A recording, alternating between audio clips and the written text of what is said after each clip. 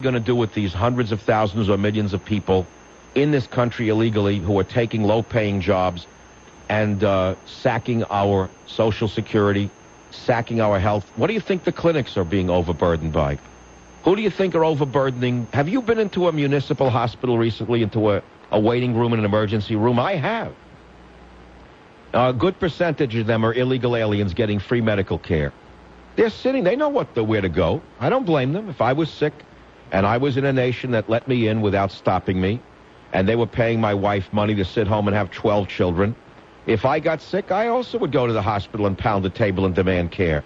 Why not? If you're stupid enough to give it, why shouldn't they take it? That's all. I don't blame the people. I blame the government. And that's because the government... What is the government? What is a government? A government are representatives of the rich, by the rich, and for the rich. And the rich say we need them in our factories, we need them in our fields.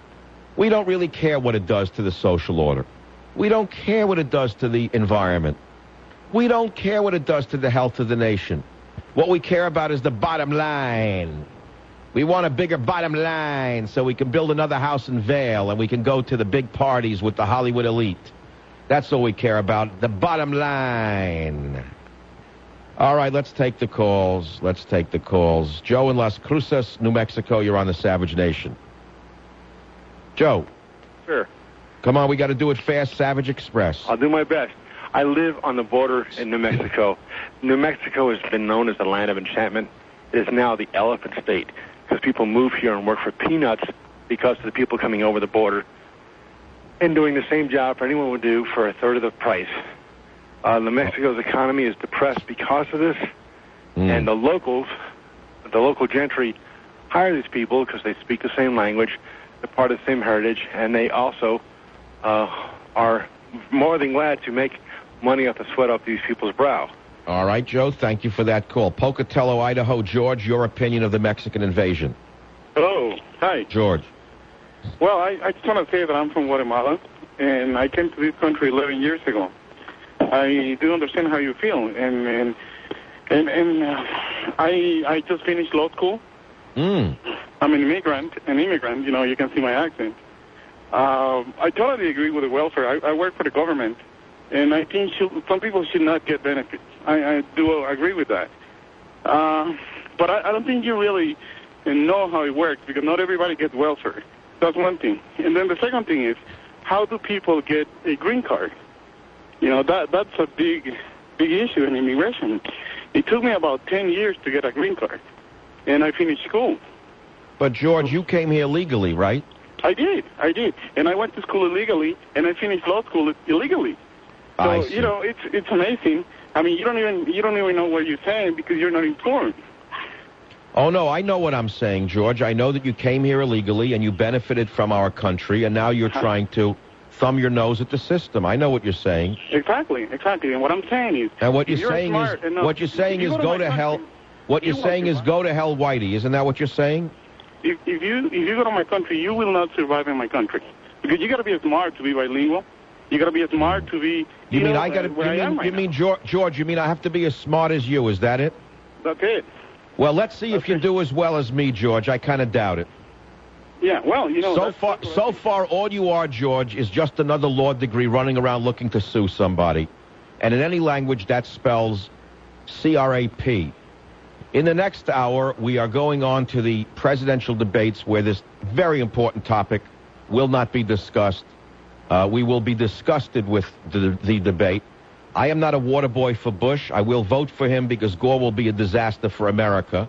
And I will listen to the debate, and I will comment upon the debate right here on the local stations that are carrying the Savage Nation.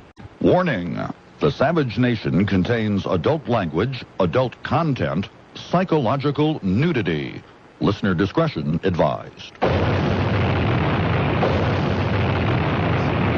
It means addressing the problems of injustice and inequity along lines of race and ethnicity here at home. Because in all these other places around the world where they're having these terrible problems, when they feel hope, it is often because they see in us a reflection of their potential. So we've got to enforce our civil rights laws. We've got to deal with things like racial profiling. There is no such thing as racial profiling. It's police profiling by you and the Demon Cat Party. Stop the big lie, Gore. President, to make sure that it stays that way. But our real power comes, I think, from our values.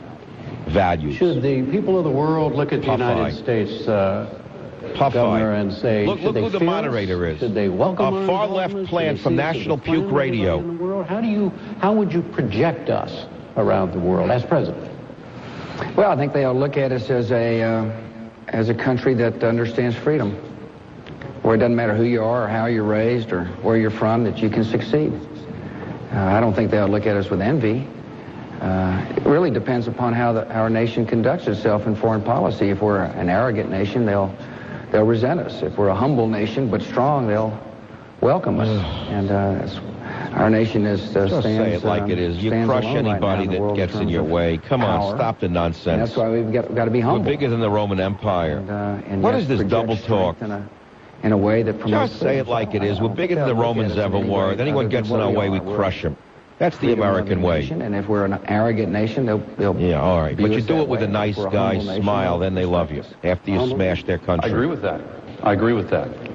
I think that one of the problems that we have faced in the world sign of water running out is that we are so much more powerful than any single nation has been in relationship to the rest of the world than at any time in history. Sweat running through the coast. That I know about anyway. That there is some resentment of U.S. power. So I think that the idea of humility is either one. Is an choose important from one. column A or column B. But I think that we also have to have a sense of mission in the world. And we have to protect our capacity to push forward what America's all about. Getting feedback in my headphones. Is that me imagining it or what? What's going on here? It also means keeping our economy strong. You know, in the last 2 decades ago, I'm getting a migraine that you can't believe for watching leaders Gore. of foreign countries to the come thought over of either of them for 4 years. You guys have got to do something. I never had about arthritis. I feel it in my shoulder because it's causing tremendous problems. Imagine for the rest 4 of the world. years of this. And we were lectured would be alpha male. I don't think I could take it. The fact that we have the strongest Clinton is economy better in history compared to today him. is not good enough. We need to do more. But the fact that it is so strong enables us to project the power for good. That give it. Say an answer already. Does our wealth, our good economy, our power bring with it special obligations to the rest of the world? What is this, a church sermon? What the hell is going on here? Take, for example, third world debt. I think we ought to be forgiving third world debt under certain conditions. Did you hear this? This is a Republican. For example, if we're do you know what forgiving third world debt means? Bush just said forgive third world debt. That is a far-left communist demand. Money wouldn't go into the hands of a few. Damn you, Bush! Why don't you forgive my debt? Pay off my mortgage and my car instead of being so benevolent with my money. Valuable rainforest lands. Oh, my God. Yes, we do have an obligation, but we can't be all things to all people. We can this is absurd. It's getting worse by the second. But we can't put our troops all around the world. We can lend money, but we Bush is a leftist from 30 years ago, and Gore is an outright socialist. There is no Republican up there, incidentally. Got to be guarded. You want a Democrat or a socialist? That's all. That's your choice. Let's go through some of the specifics now. It's over. It's over. They sold you down the river. Vice President Gore, the governor mentioned the Middle East. Here we're talking, at this stage of the game, about diplomatic power that we have. Speak up like a man. Stop whispering and mumbling. Right now to resolve that conflict over there? The first priority has to be on ending the violence. How would you do it, Al? Dampening down the tensions that have risen there. How, Al? We need to call upon Syria to release the 3 Israeli soldiers who have been captured. Step one. We need to insist that Arafat send out instructions to halt some of the provocative acts of violence that have been going on. Al, you're shocking me. I think that we also have to keep a weather eye toward Saddam Hussein because he's taking advantage of this situation. Novel phrase. Once again, make threats, and he needs to understand that he's not only dealing with Israel, he is dealing with us if he is making the kind of threats that he's talking about there. Day. The use of diplomacy in this situation has already. Well, it goes hour by hour and day by day. Very good. Very tense situation there. But in the last 24 more than I hours, there has been some You're listening to the Savage Nation, incidentally, with one man's musings of the presidential debate. And that, of course, is the would-be alpha president, Al Gore. Our country has been very active with regular conversations with the leaders there. 4 years of this. We just have to take it day to day right now. Take me, and I don't know. But one thing I would say where diplomacy is concerned, I got a sinus headache from watching them. Should feel absolutely secure about one thing. Remember those old sinus headache ads where they showed a vice closing in on your head? Are larger. When I watch Gore, I feel like I got like a vice on my head. Details of diplomatic initiatives. All right, finish already. You made your point. Strong and they are enduring. And our ability to serve as an honest broker. Who would want a job like this? Is something that we need to shepherd. Governor? Oh. Well, I think during the campaign, particularly now during this difficult period, we ought to be speaking with one voice, and I appreciate the way the administration has worked hard to calm the tensions. Like the Vice President, I call on Chairman Arafat to have his people pull back to make the peace. I think credibility is going to be very important in the future in the Middle East. I want everybody to know, should I be the president, Israel is going to be our friend. I'm going to stand by Israel. Secondly, that I think it's important to reach out to moderate Arab nations like Jordan and Egypt, Saudi Arabia and Kuwait. It's important to be friends with people when you don't eat each other, so that when you do, there's a strong bond of friendship. And that's going to be particularly important in dealing not only with situations such as now occurring in Israel, but with Saddam Hussein. The coalition against Saddam has fallen apart, or it's unraveling, let's put it that way. The sanctions are being violated. We don't know whether he's developing weapons of mass destruction. He better not be, or there's going to be a consequence should I be the president. Good. But it's important to have credibility, and credibility is formed by being strong with your friends and resolute in your determination. It's one of the reasons why I think it's important for this nation to develop an anti-ballistic missile system. Good. That we can share with our allies in the Middle East if need be, to keep the peace.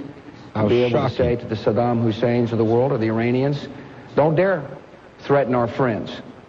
It's also important to keep a strong ties in the Middle East, with credible ties, because of the energy crisis we're now in. This round goes to Bush. After all, a lot of the energy is produced from the Middle East. And so I appreciate what the administration is doing. Excellent. I hope you get a sense of, should I be fortunate enough to be the president, how my administration beat him will like a bongo drum. He beat Gore like a dong. Vice President Gore, that we should take sides in this, resolve this right now. A lot of people pushing, hey, the United States should declare itself and not be so neutral in this particular situation. We stand with. He led Gore. Did you see what he just did here? Lehrer, the plant of the left, just led Gore back to a stronger position. I told the whole thing is a fraud. People on the other side of conflicts, especially during times of tension. He doesn't know what the hell he's talking about. Bush just won the debate right there. It's over. I'm going to take a break while Gore hems and haws trying to figure out what Lehrer is trying to tell him to do, because he doesn't know what the hell he's talking about.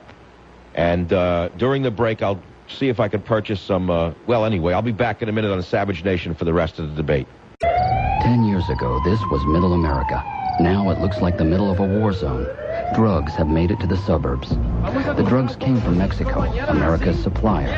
As illegal immigrants pour over our borders, drugs are always close behind. Because when you don't control who enters the country, you can't control what they bring. And as illegal immigrants bring drugs into our country, they bring all of the horrors of drugs with them, ushering in crime and gang violence.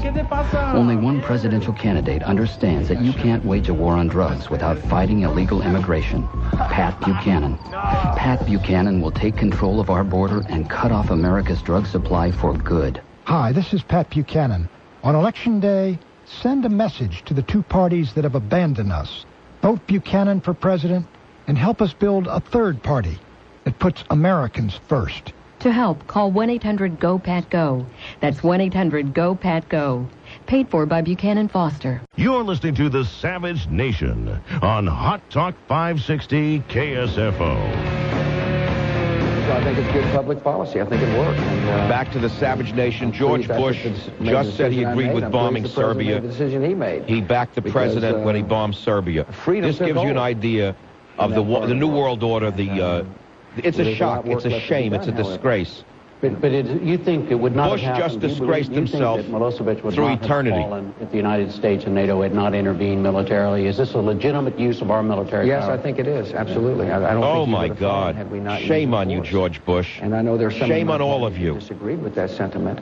You don't know anyone who disagreed with it? Where do you live? What universe do you live in, Bush? Made the right decision What to ether take zone are you in? off the table right before we committed ourselves It offensively. just shows you there's no difference here on the ultimate level. It's one. Credit for having Yeah, it's all crap. It's important Big business, and more big business. No morality, no ethics, nothing. And confident to help keep the peace. Yeah, all right. So he'll throw you a Bible. He'll give you a little Bible work. Was because of our relations with NATO. And NATO. NATO's going to be an important part of keeping the peace in the future. NATO? You must be joking. There's more work to do. It remains to be seen whether or not there's going to be a political settlement. A group of child molesters headquartered in Brussels. That's what NATO is. I've also on record as saying at some point in time, I hope our European friends become the peacekeepers in Bosnia and in the Balkans. I hope that they put the troops on the ground. You're listening to the Savage Nation during the second so-called presidential debate without Nader and without Buchanan. In other words, a setup between NutraSuite 1 and NutraSuite 2. I've been kind of hardliner on this issue for more than 8 years. When I was in the Senate before I became vice president, I was pushing for stronger action against Milosevic. He caused the How about deaths of against so many the other nations out there? What's this Milosevic crap? What you did was you bombed the Serbian people. You didn't bomb Milosevic. You killed 2,000 innocent Serbs. Shame on you. You're a war criminal. And unfortunately now he is trying to reassert himself in Serbian politics. Here we already. go again. They got a new boogeyman. Members of his They political have Saddam party said Hussein, that the they were Arab, when they want to bash the Arabs. And now they want to bash someone else to cover up their own dastardly acts. Now they have a new one. A new Milosevic criminal. Try to be actively involved. He is an indicted war criminal. So are you. You're an unindicted war criminal. You are an unindicted war criminal in the minds of millions of people in the world. Not in this dunce nation. Maybe I've heard. No, not in this dunce nation. They're interested in live pornography on their internet, and they're interested in who's on first instead of who's on their daughter in the backseat of their car. But in European nations, you're an unindicted war criminal, Gore. The standards that you've laid down have given me the impression that if it's something like a genocide taking place. There is no genocide. That's the big lie of the century. This is like listening to Adolf Hitler himself. I never heard anything like this. This is the big lie. There was no genocide. You lying filth from Tennessee. I can't take it anymore. I can't hold myself back. I'm watching total propaganda. This is the big lie over and over and over. You killed 2,000 innocent Serbian people. Now the dunce from Texas, instead of ripping you a new ass, excuse me. Pardon me, you can edit that one out. Here he goes, the big dunce from Texas now. I agree with him. I agree with Al. I agree with Al. Yeah, I agree. Keep Milosevic in check because of our relations in NATO. And that's why I took the position I took. I think it's important for NATO to be strong and confident. I felt like an unchecked Milosevic would harm NATO. And so it depends on the situation, Mr. Vice President. How could a small nation harm NATO, dunce? For a moment. Dunce, it's a little country. What harm NATO? I figured this out. In the last 20 years, there have been You figured it out? actions involved in the introduction sneak with the baggy eyes? Ground, air, or naval forces. What is he, an expert now all of a sudden? What's he hammering Serbia? Gulf, Somalia, Bosnia, Haiti, Kosovo. How about Mexico and the invasion of America, Lara? Would any of those interventions not have happened? Can you run through the list again? Sure. Lebanon? I thought that was a mistake. Grenada? I supported that. Panama? I supported that one. Persian Gulf? Yes, I voted for it, supported it. Somalia? Well, of course, and that again, no, I think that was ill-considered. I did support it at the time. It was in the previous administration, in the Bush-Quayle administration. And I think in retrospect... Yeah, but you got our men killed by not providing them the support they needed to withdraw. We should take... I hope Mr. Bush remembers that. I doubt that he even knows what you're talking about. Oh, yes. Somalia. He'll have to check his flashcard for that. You want me to do it with you? Soma. Yeah, see if you can respond about the dead Americans in Somalia. Absolutely, sure. Somaliland. Somalia. started off as a humanitarian mission and then changed into a nation-building mission, and that's where the mission went wrong. The mission was changed, and as a result, our nation paid a price. And so I don't think our troops ought to be used for what's called nation-building. I think our troops ought to be used to fight and win war. I think our troops ought to be used to help overthrow a dictator that's when it's in our best interests.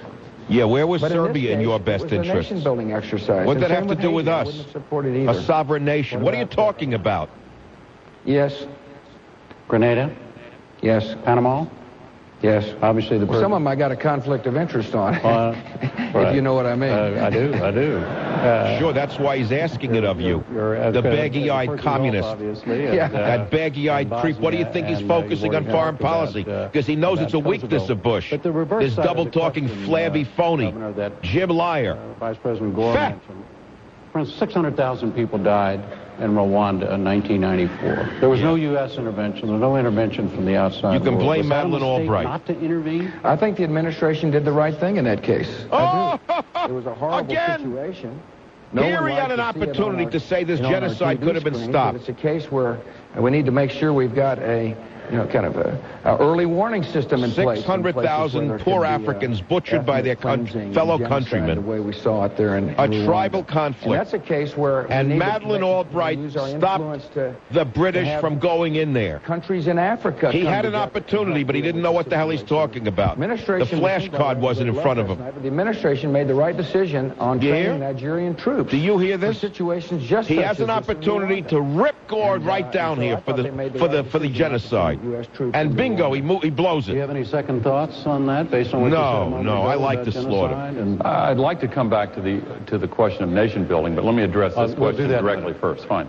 Sure.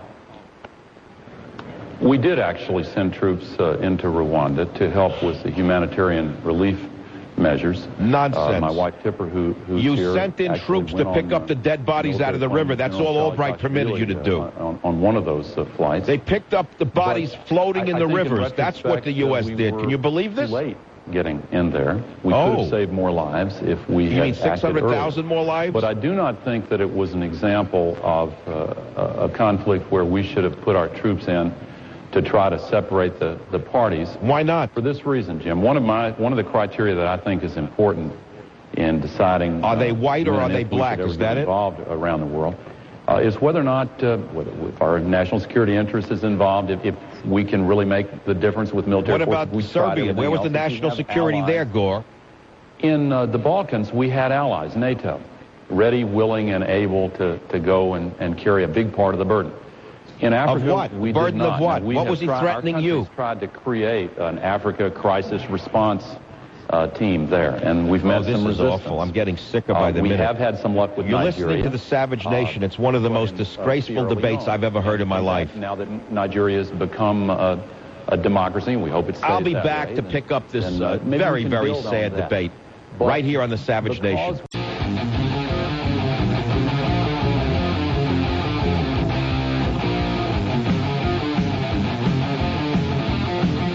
All right, let's go back to the debate on the Savage Nation. So not only keep the peace on the peninsula, but to keep regional stability. And I strongly believe we need to keep a presence in NATO.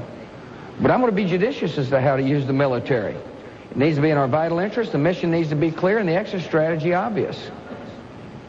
Well, I don't disagree with that. I certainly don't disagree that Why don't you disagree? Home from places like How about a difference of opinion so we can make a decision? We can as soon as the mission is complete. Tweedledee and Tweedledum. There are no more than a handful of American military personnel in Haiti now. And the Haitians Let's have pull their back problems, from Al Gore for a minute.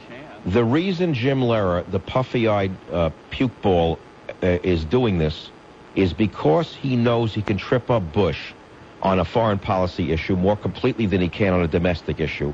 They know it's Bush's weak point, which is why for the past 20 minutes, the puffy-eyed puke from National Puke Radio has been hammering and hammering and hammering to try and trip George Bush up. This is a disgraceful piece of propaganda. Shame on Jim Liar.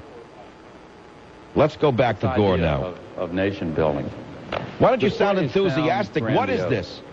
And, you know, we can't be... Why should either of them be president? They don't even sound like a president. And that's why I've supported building up our capacity. Pukes, two empty suits. The budget I've proposed, as I said last week, more than twice as much as the governor has proposed. I think that... Ooh, what a humdrum, huh? No enthusiasm, no electricity. Where's the leadership here? Not ready for duty, and I think it's an attempt to drive people away from the election. But there's no doubt that we have to continue building up readiness and military strength, and we have to also be very cautious in the way we use our military. You mean the way you've driven the military into the ground in 8 years? Influencing events around the world. Who made this Jim Liar so damn important? President Wilkinson Who picked him? Recently, Governor, that U.S. contributions to overseas development assistance is lower now. Here we go, again, overseas. You notice what Lara's doing? Is that a problem? Hammering him on the weak points. What is your idea about what the United States obligations are? I'm talking about financial assistance and that sort of thing to other countries, the poor countries. Well, I mentioned third world debt. That's a place where we can use. Sure, you were very liberal on that, George. You get real marks for that. In a positive way. Very liberal. Forgive third world debt. I believe we ought to have foreign aid, but I don't think we ought to just have foreign aid for the sake of foreign aid. I think foreign aid needs to be used to encourage markets and reform. I think a lot of times we just spend aid and say we feel better about it, and it ends up being spent the wrong way. And there's some pretty egregious examples recently. One being Russia, where we had IMF loans that ended up in the pockets of a lot of powerful people and didn't help the nation. Bravo. I think the IMF has got a role in the world. Point for Bush. But I don't want to see the IMF out there as a way to say to world bankers, if you make a bad loan, we'll bail you out. It needs to be available for emergency situations. I thought the president did the right thing with Mexico and was very strongly supportive of the administration in Mexico. Don't keep telling us you agree with Bill Clinton. Can't you tell us that he's a despicable man? Ought to be Can't you just say something against Clinton? People who ought to be able to evaluate risk themselves. So I'll look at every place where we're investing money. I just want to make sure the return is good. Do you think we're meeting our obligations properly? No, I would make some changes. I think there need to be reforms in the IMF. Why don't you express your opinion here on the debate by calling 1-800 that I thought were highly questionable. 449-8255. I mean, what's the point of us sitting still here? This is absurd. Parts of the world now that anybody have an opinion on this so far? The World Bank, I think, is generally doing a better job. Does anybody think either man is qualified to be president? Raise your hand. Is the issue of corruption. Anybody think neither man is qualified to be president? Raise your hand. On this issue, it's an enormous problem. And corruption in official agencies like militaries and police departments. You mean like the federal government in the United States? Don't you mean that, Al? Like the oil contracts you just gave to a man in a slum in Harlem, calling him an oil expert? Lives in a crack-infested house in Harlem. He was just given an oil contract by Gore. Corruption, huh? I just think, Jim, that this is an absolutely unique period in world history. Oh, how exciting. You really sound excited. Unique period. They're looking to us. Homilies. And we have a fundamental choice to make. Are we going to step up to the plate as a nation the way we did after World War II? I don't know how they got this position. I don't understand it. Said, okay, the United States is going to be the leader. And the world benefited tremendously from the courage that they showed in those post-war years. Anybody want to comment on the election? You have a comment? Call me at 1-800-449-8255. Marcelo, throw them up already, will you? Up to the plate. Give me a couple of callers. Thank you. Let's not wait 8 minutes. Let's not have a theosophical debate with every caller. Throw them up on the screen. And that means not running big deficits here and not squandering our surplus. Right. Todd, line 1, you're on the Savage Nation. What do you think of this debate? Yeah, it's a sham, Michael. It's absolutely disgusting. That leadership I think I'm going to vote for Buchanan. I really do. What, because of this? This isn't a debate. It's an Turn interview. off the debate, would you, Matt? Let's hear the callers. I've had enough of these stooges. Go ahead. Yes. Hello? All right, Al, line 2, what's your opinion of the debate? Yeah, Michael, this is just a bunch of pap. These two people who are up there, is this the best this country can do? That's how I feel. They have no sense of what's happening. They're totally out of touch. They don't know their facts. They don't understand the history. There's no vision. It's just marshmallows. It's terrible. I think it's wonderful that you're on to give a different that gives a real, true perspective. I'm getting I'd like sick. to see you up there asking some questions. I'll tell you what's getting me sick is that every other minute Bush is agreeing with Gore, Gore's agreeing with Bush, Bush is saying the president did the right thing. Where is the difference between the two parties? That's why Buchanan and Nader must be in the debates. They wouldn't have tolerated this. Well, I think the only one who's got anything between his ears, in my opinion, is Nader. There is no PAC money. The guy's independent. He's been on the front end of. All right, thank you. No, I understand. I thank you. Let's go back to the so-called debate. Let's listen to the man from Texas. No, freedom is a powerful force, much bigger than the United States of America, as we saw recently in the Balkans. But again, the Balkans, maybe I misunderstand where you're coming from, Mr. Vice President. But I think the United States must be humble and must be proud and confident of our values, but humble in how we treat nations that are figuring out how to chart their own course. Let's move on. A humble empire. I never heard of such a thing. Let's move on. Far be it from me to suggest otherwise. See if you can trip Bush up again, Jim. First, throw another stumbling block at him. The vice presidential debate last week, Vice President Gore, would you support or sign as president a federal law banning racial profiling by police and other? Oh, sure I would, Jim. It's a terrible thing. Yes, I would. If I were black, I certainly wouldn't want to be stopped because I'm black. And blah, blah, blah. You know I love blacks. In fact, I had a chauffeur when I was very young, and I had a maid who was black. And I actually saw a black person, and just the other day, blah, blah, blah, and Aunt Jemima, and blah, blah, blah. And Jesse Jackson and I, and blah, blah, blah, go back a long way, and blah. And the Reverend Jackson and I, and blah. Came out about the stops in New Jersey by the highway. All right, turn off the stooge. We'll go to a caller. What do you think of these so-called debates? Dana on line 7. You're on the Savage Nation. Yes, hi. Lowest common denominator. You know, we're getting what we deserve, I guess. Lowest common denominator, the Jerry Springer Nation. Pardon? These are the Jerry Springer candidates, in other words, the Rosie O'Dumbbell candidates. Exactly. Daytime talk, you know, just the lowest common denominator. That's all I can think of. Look, I don't mind the lowest common denominator as much as where is the fire in the belly to lead the greatest nation on earth? Where is the passion? What's wrong with these men? There's something missing in them. Well, they're afraid of the passion because look what happened to Pat Buchanan. Anyone with passion, it's like they can't handle the truth. You know. Well, wait a minute, Dana, and I don't want to harbor on this. Why then is talk radio so popular? Why is Rush #1? Why is my show, The Savage Nation, the fastest rising talk show in America? I'm extremely passionate. Why is this affecting America? Why are they tuning into my show if people are afraid of passion? Well, because you're not writing out the Social Security checks, I guess. They're looking for their long-term security paranoia. You know, they have to have a safety net. Oh, my God. You got it. You're very clever. Thank you very much for calling. Let's have one more minute now of the man from Texas who would be president. Obviously, in the egregious cases, we need to enforce civil rights law. But we need to make sure that internal affairs divisions at the local level do their job and be given a chance to do their job. I believe in local control of governments. And obviously, if they don't, there needs to be a consequence at the federal level. But it's very important that we not overstep our bounds.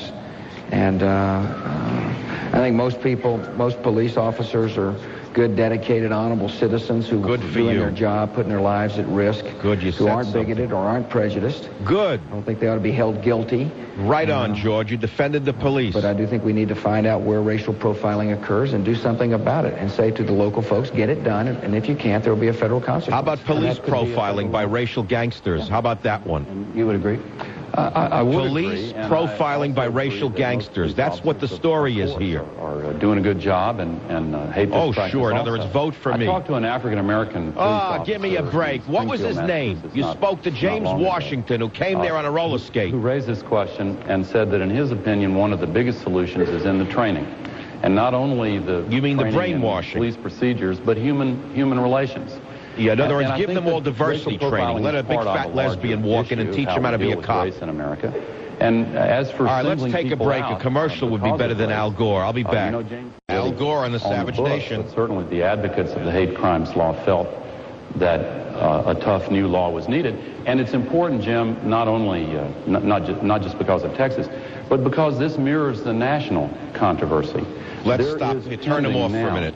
I want you to see what Jim Lehrer just did again to screw George Bush. This is a disgrace. What he did was he brought up the dragging death of the black in Texas, somehow implying that Bush was responsible. This is the most biased moderator. He should be tarred and feathered out of journalism. This man is a disgrace, you puff-eyed puke, you NPR garbage. How did they get this man here? All right, let's go to Bush now. Laws in our books. That bill did. There was another bill that did die in committee, but I want to repeat: if you have a state that fully, supports the law, like we do in Texas, we're going to go after all crime, and we're going to make sure people get punished for the crime. And in this case, we can't enhance the penalty any more than putting those 3 thugs to death. And that's what's going to happen in the state of Texas. New subject, new question. Oh, yeah. In other words, you didn't defeat him, you puff-eyed puke. You have disgraced yourself forever, Jim Lehrer. You are garbage. Filth! Same-sex relationships. Again, here, now for the gays and lesbians. Pardon me, I almost said the truth. I think marriage is a sacred institution between a man and a woman. Thank God. Stand up to that pink mafia. I appreciate the way the administration... Don't roll over to the pink mafia, George. I presume the vice president supported it when the president signed that bill and supports it now. But I think marriage is a sacred institution. I'm going to be respectful. Wow, one family value there. People may disagree with me. I've had a record of doing so in the state of Texas. I've been a person that would have been called a uniter, not a divider, because I accept other people's points of view. But I feel strongly that marriage should be between a man and a woman. Vice President Gore? I agree with that, and I did support that law. But I think that we should find a way to allow some kind of civic unions. And I basically agree with Dick Cheney. What the hell does that mean? And Joe Lieberman. What do you mean civic unions? I think the 3 of us have one view. And what, between a man and a donkey? Right? Well, I'm not sure what kind of views describing to me. I can just tell you I'm a person who respects other people. I respect their... I respect one hand he says he agrees with me, and he says he doesn't. I'm not sure where he's coming from, but I will be a tolerant person. I've been a tolerant person all my life.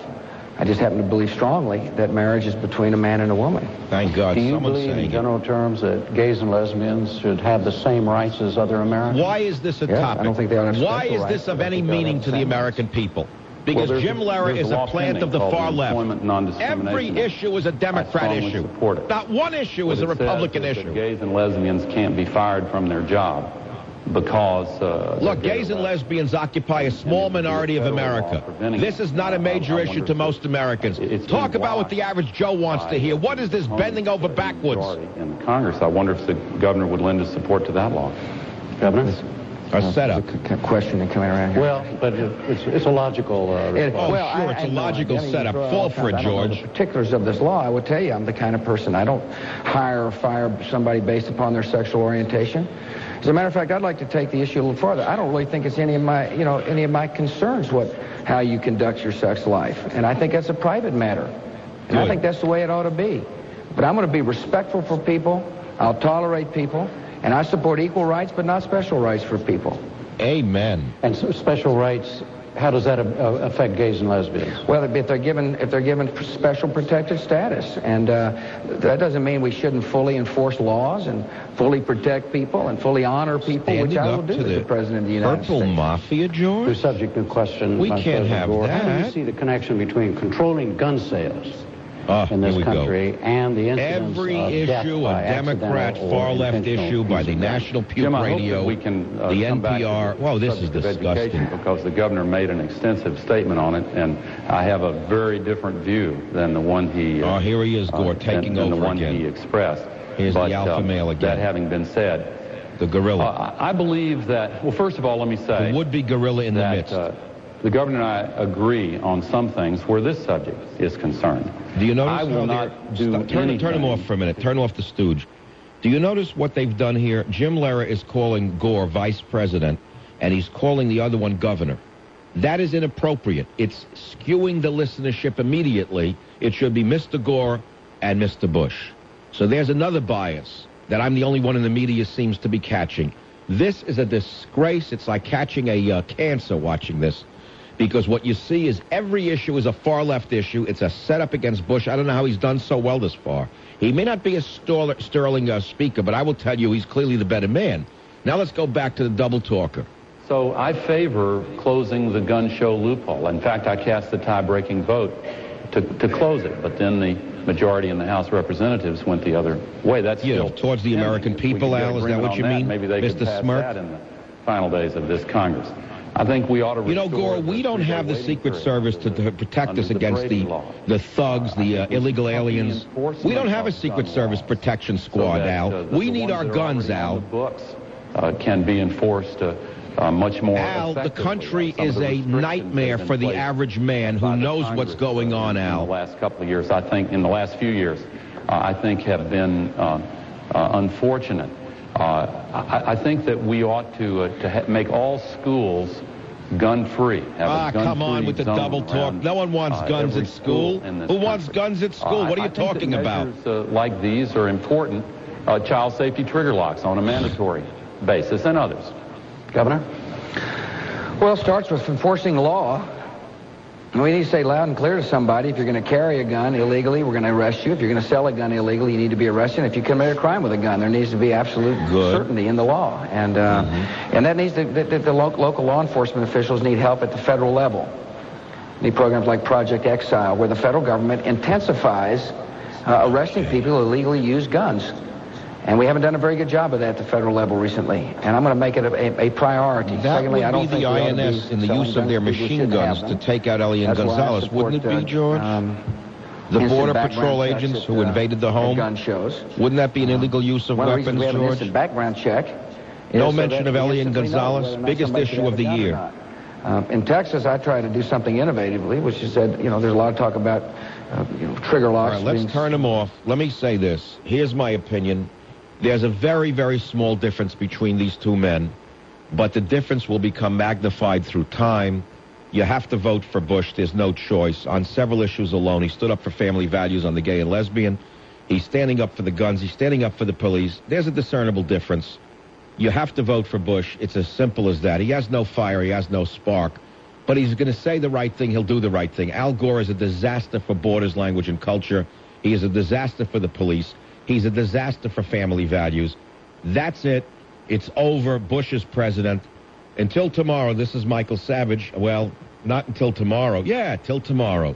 This is Michael Savage. I hope you've enjoyed my commentary. There'll be more the next time, which is October 17th.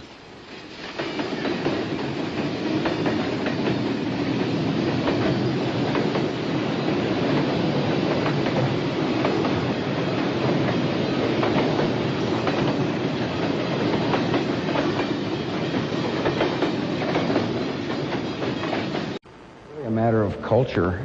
It's a culture that result of being on the internet and walk in and decide to take somebody who's begun to disrespect life. Result of being on the internet and walk in and decide to take somebody else's life. So gun laws are important, no question about it, but so is loving children and character education classes and faith-based programs being a part of after-school programs. Some desperate child, it needs to have somebody put their arm around and say, we love you. And so there's a society that of ours that's got to do a better job of teaching children right from wrong. And we can enforce law, but there seems to be a lot of preoccupation on, not necessarily in this debate, but just in general on law. But there's a larger law. Love your neighbor like you'd like to be loved yourself, and that's where our society must head if we're going to be a peaceful and prosperous society. I also believe in the golden rule, and I agree with a lot of the other things that the governor has said. We do have a serious problem in our culture. Tipper and I have worked on the problem of violence and entertainment aimed at children. She's worked on it longer than I have, but I feel very strongly about that. And if I'm elected president, I will do something about that. But I think we have to start with better parenting. But I don't think that we can ignore the role played by guns. I mean, the fact is that even though no state wants them, there are guns in some schools. And the reason it's so difficult for schools to control that is because in recent years there has been a flood of cheap handguns that are so widely available that kids are finding ways to get a hold of them. And I think that if you look at the situation as it exists here in the United States compared to any other country in the world, it seems to me pretty obvious that while we respect the rights of hunters and sportsmen, we do need some common sense gun safety steps to stem this flood of guns that are getting into the wrong hands. Yeah, no question about that, but there's also needs to be strong enforcement of the law. Some kid who feels like it doesn't matter where the gun comes from, it could be a cheap gun, expensive gun. What matters is something in this person's head says there's not going to be a consequence. So in my state, we toughened up the juvenile justice laws. We added beds. We're tough. We believe in tough love. We say if you get caught carrying a gun, you're automatically detained. And that's what needs to happen. And we've got laws. If laws need to be strengthened, like instant background checks, that's important. New question. Okay. New question. As I was saying. Both of you, Governor, both of you have talked much about Medicare and health care for seniors. What about the more than 40 million younger Americans who do not have health insurance right now? What would you do about that? Well, I've got a plan to do something about that. It's to make health care affordable and available this way. First, there's some who should be buying health care who choose not to.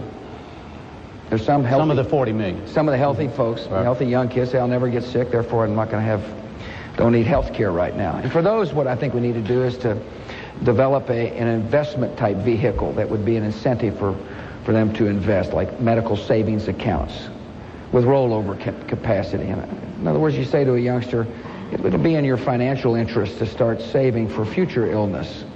But for the working folks that do want to have health care, that can't afford it, a couple of things we need to do. One, we need more community health centers. I've put out money in my budget to expand community health centers all around the country. These are places where people can get primary care. Secondly, and they're good. They're very important parts of the kind of the safety net of health care. Secondly, that you get a $2,000 rebate from the government if you're a family, $30,000 or less. It scales down as it gets higher, that you can use to purchase health care in the private markets. It'll be a huge down payment for a pretty darn good system if you convince states to allow states to allow the mother to match some of the children's health insurance money with it, to pool purchasing power.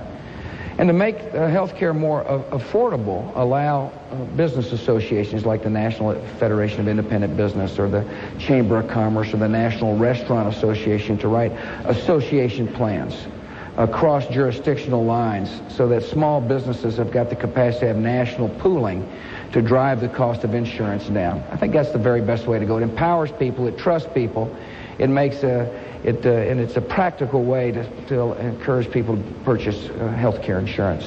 Vice President Gore? It's one of my top priorities, Jim, to give every single child in the United States affordable health care within the next 4 years. I'd like to see eventually in this country some form of universal health care, but I'm not for a government-run system. In fact, I'm for shrinking the size of government. I want a smaller and smarter government. I have been in charge of this Reinventing Government streamlining project that's reduced the size of government by more than 300,000 people in the last several years. And the budget plan that I've put out, according to the Los Angeles Times, again, the way these things are typically measured as a percentage of the GDP, will bring government spending down to the lowest level in 50 years. So I want to proceed carefully to cover more people. But I think that we should start by greatly expanding the so-called child health insurance or CHIP program to give health insurance to every single child in this country. I think it's intolerable that we have so many millions of children without any health insurance.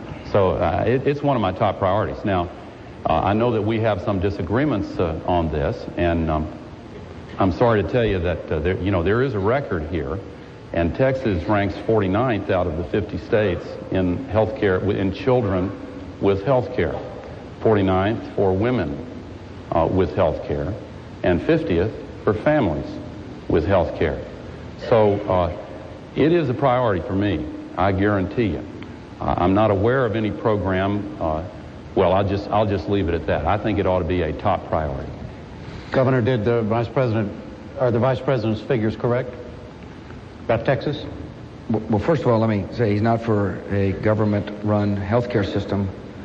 I thought that's exactly what he and Mrs. Clinton and them fought for in 1993, was a government-run healthcare system that was fortunately stopped in its tracks. Secondly, we spend $4.7 billion a year on the uninsured in the state of Texas.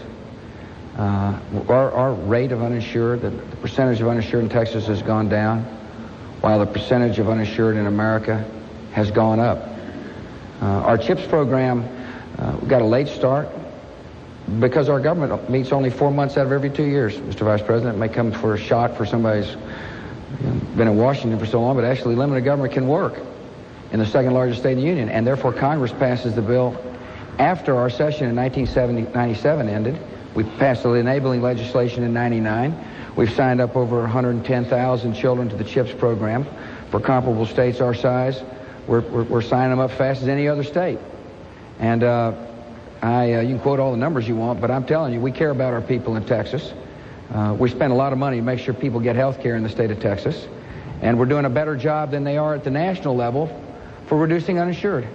Is he right? Well, I don't know about all these percentages that he throws out, but I do know that I speculate that the reason why he didn't answer your question directly as to whether my numbers were right, the facts were right, about Texas ranking dead last in families with health insurance and 49th out of 50 for both children and women, is because those facts are correct. And as for why it happened, I'm no expert on the Texas procedures, but what my friends there tell me is that the governor opposed a measure put forward by Democrats in the legislature to expand the number of children that would be covered, and instead directed the money toward a tax cut, a significant part of which went to wealthy interests. He declared the need for a new tax cut for the oil companies in Texas an emergency need. And so the money was taken away from the CHIP program.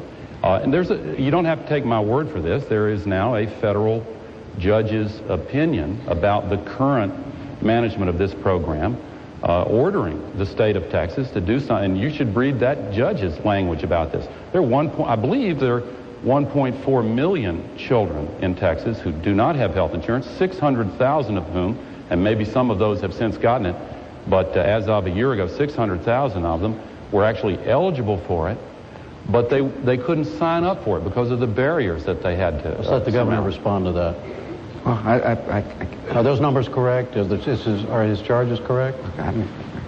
If he's trying to allege that I'm a hard-hearted person and I don't care about children, he's absolutely wrong. We spend $4.7 billion a year in the state of Texas for uninsured people, and they get health care.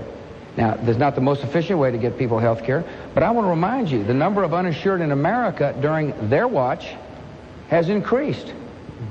And so he can make any excuse he wants, but the facts are that we're reducing the number of uninsured as a percentage of our population, and as a percentage of the population is increasing nationally.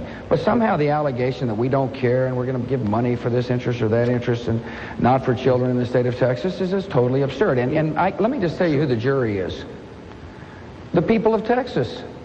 There's only been one governor ever elected to back-to-back 4-year terms, and that was me. And I was able to do so with a lot of Democrat votes, nearly 50% of the Hispanic vote, about 27% of the African-American vote, because people know that I'm a conservative person and a compassionate person. So we can throw all the kinds of numbers around. I'm just telling you, our state comes together to do what's right. We come together, both Republicans and Democrats. Let me put that directly to you, Vice President Gore. The reason you brought this up is that, are you suggesting that those numbers and that record will reflect the way Governor Bush will operate in this area of health insurance as president? Yes, but it's not a statement about his heart. I don't claim to know his heart. I think he's a good person. I make no allegations about that. I believe him when he says that he has a good heart. I know enough about your story to admire a lot of the things that you have done as a person. But I think it's about his priorities.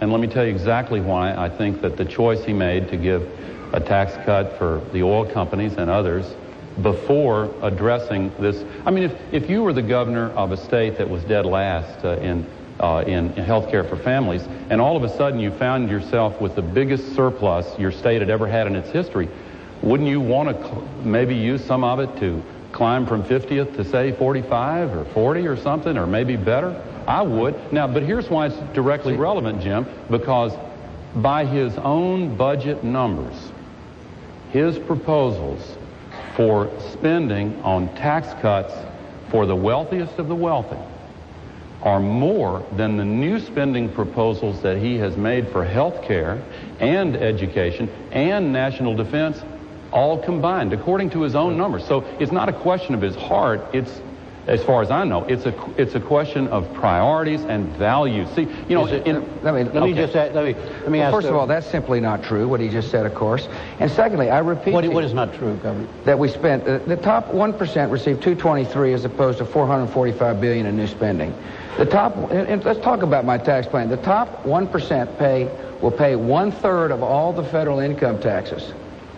And in return, get 1/5 of the benefits because most of the tax reductions go to the people at the bottom end of the economic ladder. That stands in stark contrast, by the way, to a man who's going to leave 50 million Americans out of tax relief. We just have a different point of view. It's a totally different point of view. He believes only the right people ought to get tax relief. I believe everybody who pays taxes ought to get tax relief. Let me go back to Texas, for example. For a minute. We paid $4.7 billion. I can't emphasize to you how much. I signed a bill that puts chips in place. The bill finally came out at the end of the '99 session. We're working hard to sign up children. We're doing it faster than any other state our size, comparable state. We're making really good progress. And our state cares a lot about our children. My priority is going to be the health of our citizens. These folks have had 8 years to get something done in Washington, D.C. on the uninsured. They have not done it. They've had 8 years to get something done on Medicare, and they have not got it done. And my case to the American people is, if you're happy with inactivity, stay with the horse. The horse is up there now, but if you want change, you need to get somebody who knows how to bring Republicans and Democrats together to get positive things done for America. New question, new subject. Vice President Gore, on the environment. In your 1992 book, you said, quote, "We must make the rescue of our environment the central organizing principle for civilization, and there must be a wrenching transformation to save the planet." Do you still feel that way? I do. I think that in this 21st century, we will soon see the consequences of what's called global warming. There was a study just a few weeks ago suggesting that in summertime, the North Polar ice cap would be completely gone in 50 years. Already, many people see the strange weather conditions that the old-timers say they've never seen before in their lifetimes. And what's happening is the level of pollution is increasing significantly. Now, here's the good news, Jim. If we take the leadership role and build the new technologies, like the new kinds of cars and trucks that Detroit is itching to build, then we can create millions of good new jobs by being first into the market with these new kinds of cars and trucks and other kinds of technologies. You know, the Japanese are breathing down our necks on this. They're moving very rapidly because they know that it is a fast-growing world market. In some of these other countries, particularly in the developing world, their pollution is much worse than anywhere else, and their people want higher standards of living. And so they're looking for ways to satisfy their desire for a better life and still reduce pollution at the same time. I think that holding on to the old ways and the old argument that the environment and the economy are in conflict is really outdated. We have to be bold. We have to provide leadership. Now, it's true that we disagree on this. The governor said that he doesn't think this problem is necessarily caused by people. He's for letting the oil companies into the Arctic National Wildlife Refuge. Houston's just become the smoggiest city in the country, and Texas is #1 in industrial pollution. We have a very different outlook, and I'll tell you this, I will fight for a clean environment in ways that strengthen our economy. Governor? Well, let me start with Texas. We are a big industrial state. We're reduced our industrial waste by 11%. We cleaned up more brownfields in any other administration in my state's history, 450 of them. Our water is cleaner now. Explain what a brownfield is to those Brownfield is an abandoned industrial site that just sits idle in some of our urban centers, and people that are willing to invest capital in the brownfields don't want to do so for fear of lawsuit. I think we ought to have federal liability protection, depending upon whether or not standards have been met. Book you mentioned that Vice President Gore wrote, he also called for taxing big energy taxes in order to clean up the environment. And now that the energy prices are high, I guess he's not advocating those big energy taxes right now. I believe we ought to fully fund the Land and Water Conservation Fund with half the money going to states so states can make the right decisions for environmental quality. I think we need to have clean coal technologies. I proposed $2 billion worth. By the way, I just found out the other day an interesting fact that there's a National Petroleum Reserve right next to Prudhoe Bay that your administration had opened up for exploration in that pristine area. And it was a smart move because there's gas reserves up there. We need gas pipelines to bring the gas down. Gas is a clean fuel that we can burn to. We need to make sure that if we decontrol our plants, that there's mandatory, that the plants must conform to clean air standards, the grandfathered plants. That's what we did in Texas. No excuses. I mean, you must conform. Now, those are practical things we can do. But it starts with working a collaborative effort with states and local folks. You know, if you own the land, every day's Earth Day. And people care a lot about their land and care about their environment. Not all wisdom is in Washington, D.C. on this issue. Where do you see the basic difference in very simple terms and 2 or 3 sentences between you and the governor on the environment? If the voter wants to make a choice, what is it? I'm really strongly committed to clean water and clean air and cleaning up the new kinds of challenges like global warming. He's right that I'm not in favor of energy taxes. I am in favor of tax cuts to encourage and give incentives for the quicker development of these new kinds of technologies. And let me say again, Detroit is raring to go on that. We differ on the Arctic National Wildlife Refuge, as I have said. We differ on whether or not pollution controls ought to be voluntary. I don't think you can get results that way. We differ on the kinds of appointments that we would make. But you say it's a fundamental difference. I think it's a fundamental difference, and let me give you an example. Hold on one second. Okay, sure. We've talked about. I just want to know because we're getting close to the end of our time here. I just want somebody wanted to vote on the environment. How would you draw the differences, Governor? Well, I don't believe in command and control out of Washington, D.C. I believe Washington ought to set standards, but I think we ought to be collaborative at the local levels, and I think we ought to work with people at the local levels. And by the way, I just want to make sure I can't let him just say something and not correct it.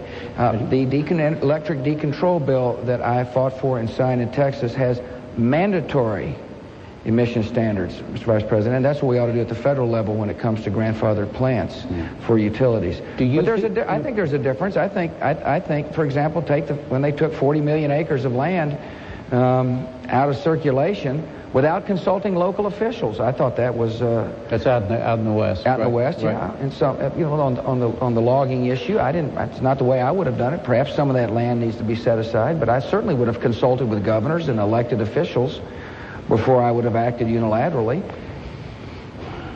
Would you believe the federal government still has some new rules and new regulations and new laws to pass in the environmental area, or do you think? Sure, absolutely, so long as they're based upon science and they're reasonable, so long as people have input. What about global warming? I think it's an issue that we need to take very seriously, but I don't think we know the solution to global warming yet, and I don't think we've got all the facts before we make decisions. I'll tell you one thing I'm not going to do is I'm not going to let the United States carry the burden for cleaning up the world's air. Like the Kyoto Treaty would have done. China and India were exempted from that treaty. I think we need to be more even-handed, as evidently 99 senators, I think it was 99 senators supported that position. Global warming, the Senate did turn it down. Yeah, I think 99 to nothing. I think that vote wasn't exactly. A lot of supporters of the Kyoto Treaty actually ended up voting for that because of the way it was worded. But there's no doubt there's a lot of opposition to it in the Senate.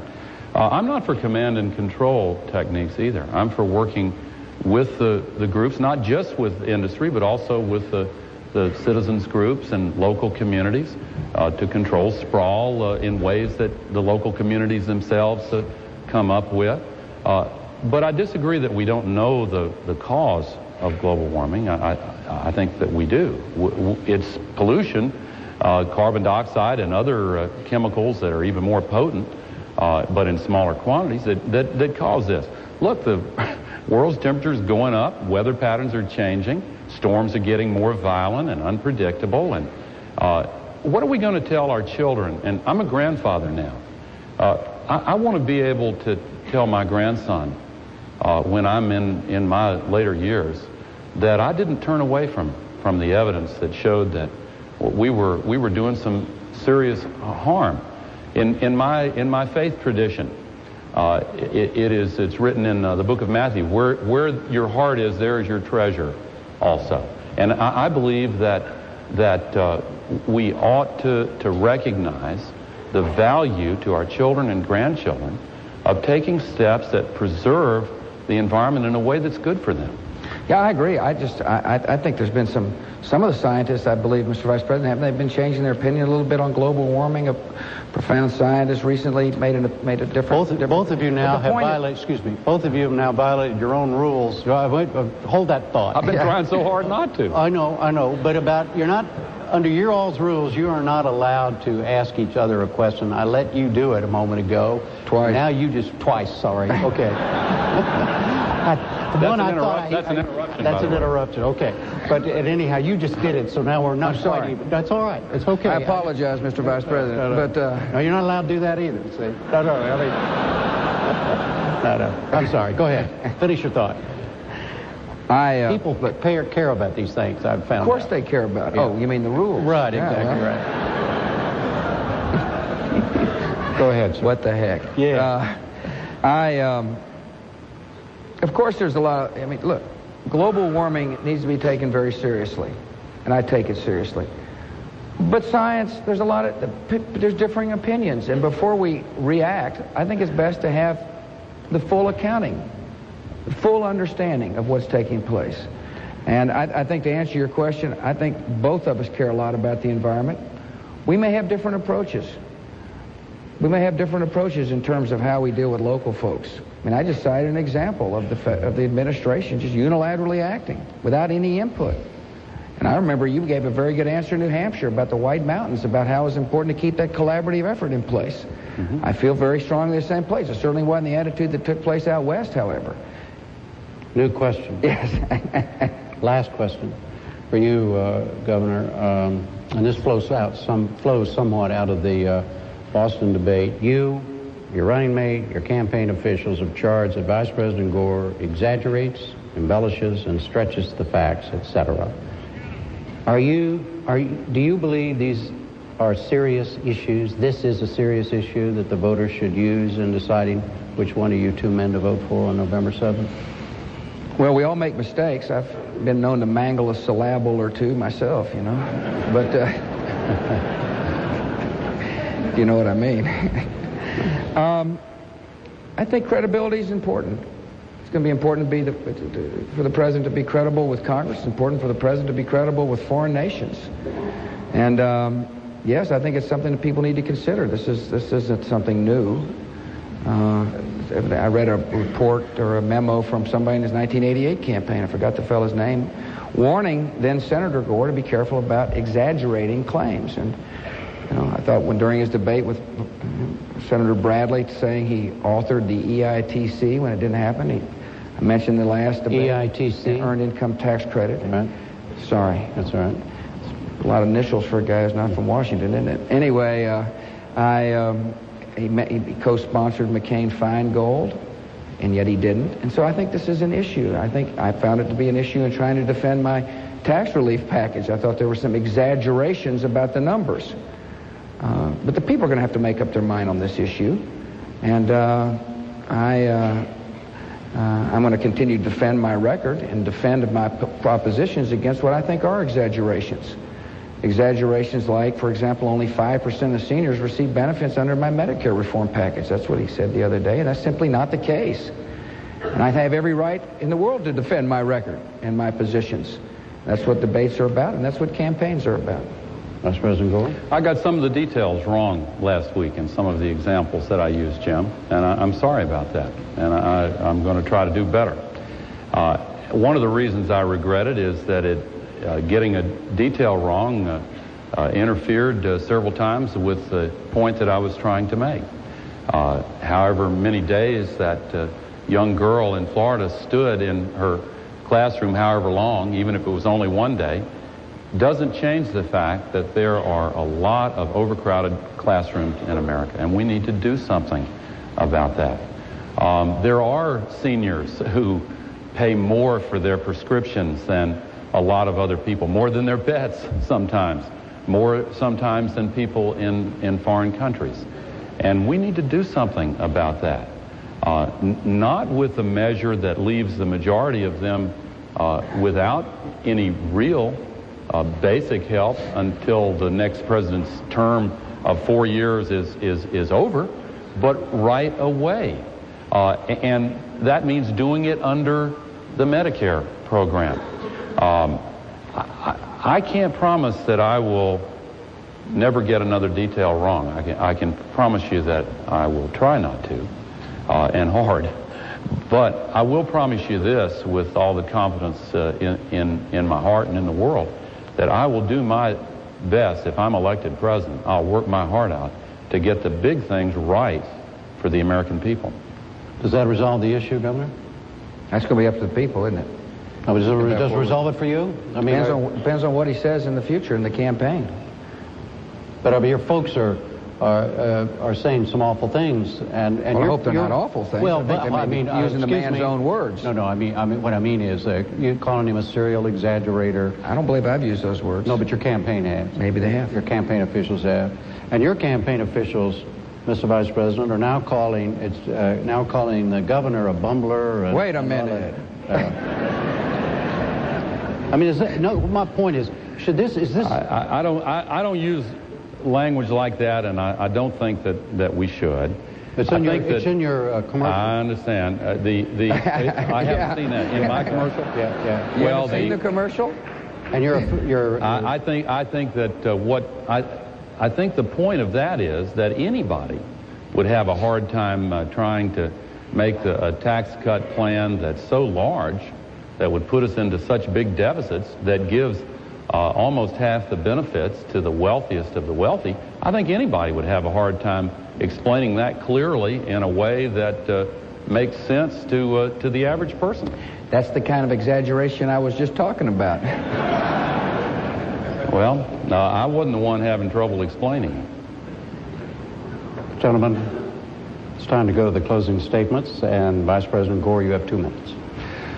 Jim, one of the issues that I would like to close with in my statement is education, because it's an example of the overall approach that I think is important. This race is about values, it's about change, it's about giving choices to the American people.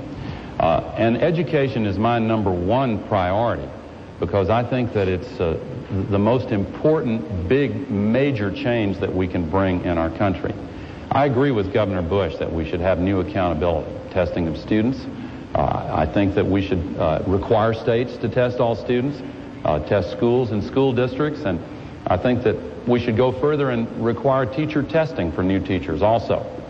The difference is that while my plan starts with new accountability and maintains local control, it doesn't stop there, because I want to give new choices to parents to send their kids to college with a $10,000 tax deduction for college tuition per child per year.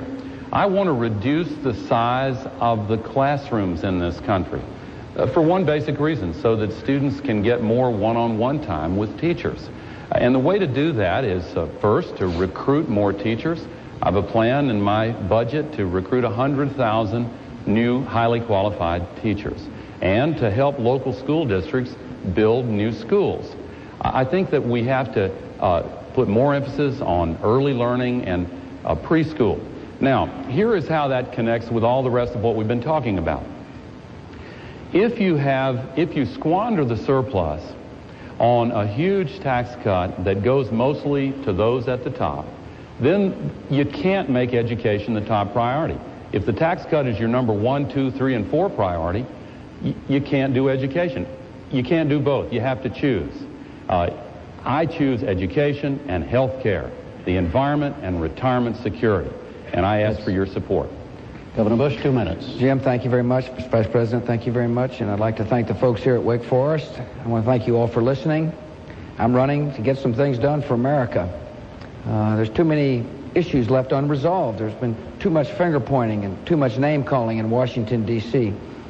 I'd like to unite this country to get an agenda done that will speak to the hopes and aspirations of the future. I want to have an education system that sets high standards, local control of schools, and strong accountability. No child should be left behind in America. I want to make sure we rebuild our military to keep the peace. I worry about morale in today's military. The warning signs are clear. It's time to have a new commander-in-chief who will rebuild the military, to pay our men and women more and make sure they're housed better and have a focused mission for our military. Once and for all, I want to do something about Medicare. The issue's been too long on the table because it's been a political issue. It's time to bring folks together to say that all seniors will get prescription drug coverage. I want to do something about Social Security. It's an important priority because now's the time to act. And we're going to say to our seniors, our promises we've made to you be promises kept. But younger workers, in order to make sure the system exists tomorrow, younger workers ought to be able to take some of your own money and invest it in safe securities to get a better rate of return on that money. And finally, I do believe in tax relief. I believe we can set our priorities. I don't believe like the Vice President does in huge government. I believe in limited government. And by having a limited government and a focused government, we can send some of the money back to the people who pay the bills. I want to have a tax relief for all people who pay the bills in America because I think you can spend your money more wisely than the federal government can. Thank you for listening. I'm asking for your vote. And God bless. And we will return next Tuesday night, October 17th, from Washington University in St. Louis for the third and final debate. Thank you, Vice President Gore, Governor Bush. See you next week. For now, from Winston-Salem, I'm Jim Lara. Thank you and good night. Good night. Yeah.